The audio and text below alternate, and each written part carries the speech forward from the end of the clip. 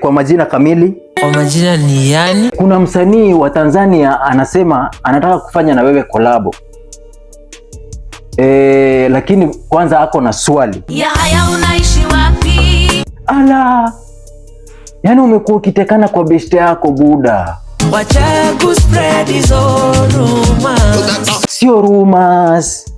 Si ni mtu wako alikuja akatuambia kwa show buda. I know his friend's place but I don't know his place. Lakini uko sure huyo beshte yako haukugongea juu mtu wako alikuja akatuambia bana anapenda benefits? No attachment strictly because I'm very perfect in that. With benefits. Uko sure kucheza kaya yeye buda? Na yeye ndiye ako na keja. Ni fire si fire. Ni noma si noma.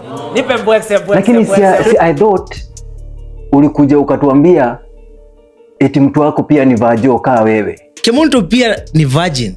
Lakini apparently ako mpaka na mtoi bana. I've been married before, like in a relationship kama stay with my baby daddy. Uongo zimejea hii Nairobi aje bana. Unajua sio bure. Wanaume huku nje wanalia jo. Wanaume wanateseka huku nje. Ni mbaya. Lakini muziki yako tunapenda. Endelea kufanya muziki yako. We love your music. Kwanza yenye umefanya na Jovio tunangoja sana kusikia. Tuangushie muziki tusikie.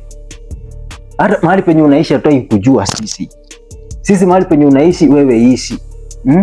Actually next time unaweza come, unaweza mokre nikupe keja.